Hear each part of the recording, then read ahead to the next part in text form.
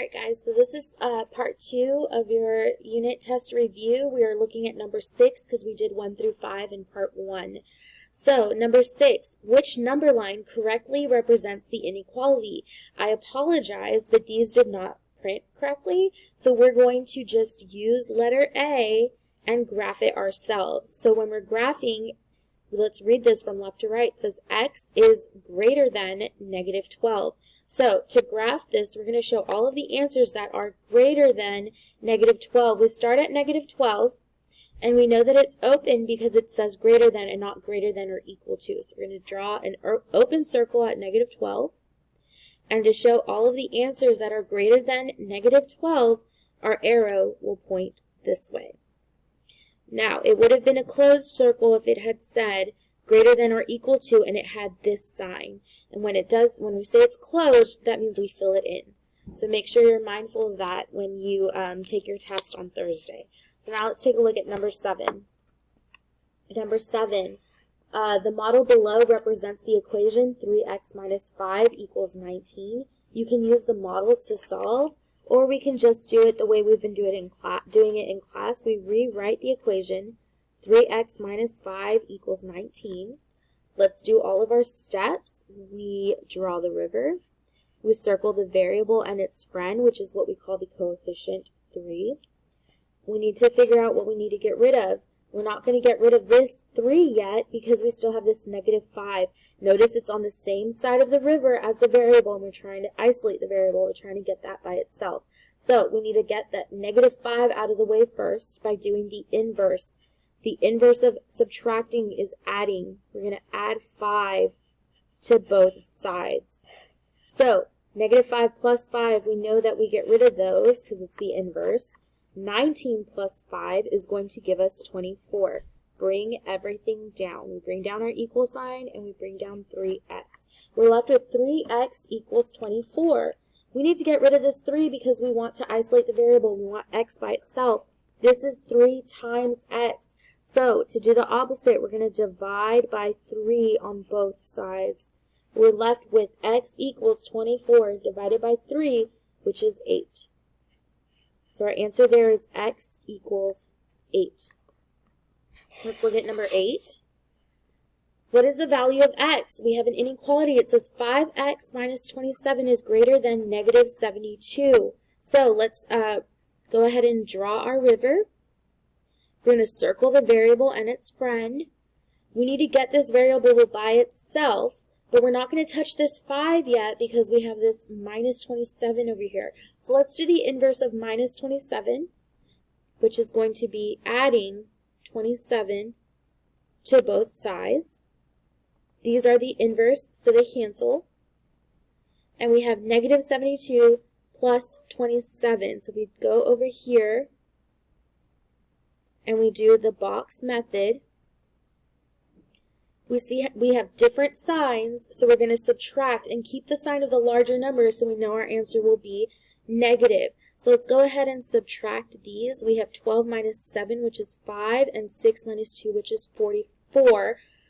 So we should have negative 45 on this side. We bring down our sign, and we still have this 5x that we circled over here. So now we have 5x is greater than negative 45. We still need to get rid of that 5 because x is not isolated yet. This is 5 times x, so the inverse is to divide. We divide by 5 on both sides. These cancel because we're left with 1x is greater than negative 45 divided by 5, which if we use integer monster,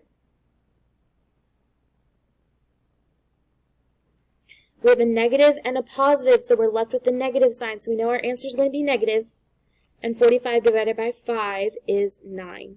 So the answer is x is greater than negative 9, which is right here, letter D. Let's take a look at number 9.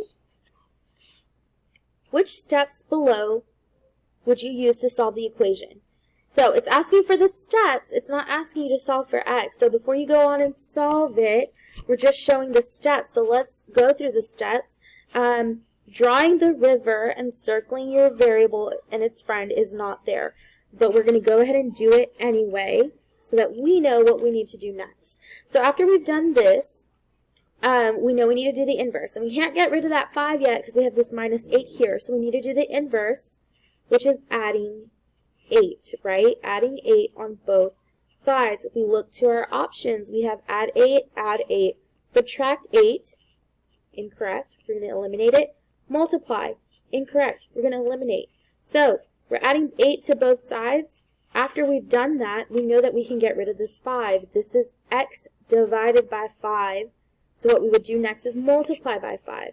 So divide each side by 5. Nope. Multiply each side by 5. Correct. So we didn't even have to go through and solve it. We don't have to find the answer. We don't have to do any math. It's just asking for the steps. Let's go ahead and go on to number 10. Last one, number 10, Ms. Smith wrote the following equation on her Promethean board. What is the value of x? Let's go ahead and rewrite it so we have some more room to work with. We are solving for x. Let's do step 1, draw our river. Let's circle our variable and its friend. We cannot start working with that yet because we have a number out here. So let's do the inverse. What is the opposite of subtracting 5? 0.5, we're going to add on both sides of the river. Now, when we're adding decimals, we have to line up the decimals, and I know I didn't do a good job of doing that here, so let's go ahead and take it off to the side and do it over here. So we have 25 plus 5.5. There's an invisible decimal right there, guys. So we're going to add our placeholder. Go ahead and add 0 plus 5, which is 5. Bring our decimal down. 5 plus 5, which is 10. Carry the 1, 2 plus 1, which is 3. So we end up with 30.5 on this side. Bring our equal sign down. These are inverse. We're left with negative 5x. The x is still not alone. It's not isolated. So we got to get rid of this negative 5. So we're going to divide by negative 5. Do not forget the sign. Divide by negative 5 on both sides. X equals, now we just have to divide to get our answer. So I'm going to take it out to the side because we don't have enough room, so let's do it right here. 30.5 divided by 5. I didn't add the sign there because we can just use integer monster. And we know we're dividing by a positive and a negative, so what we're left with is a negative. So we know our answer is going to be negative. There, we've taken care of the sign. Now we can worry about the division. 5 doesn't go into 3, but 5 does go into 30 evenly, 6 times. We multiply 6 times 5, we get 30. Subtract.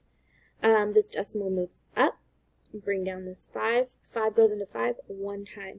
So we know that negative 6.1 equals x. Do we see that as an answer choice? Yes, letter C. So there you go. There's part 2. I will upload part 3 tomorrow. If you still have questions after going through this, please come see me in tutorials or send me an email.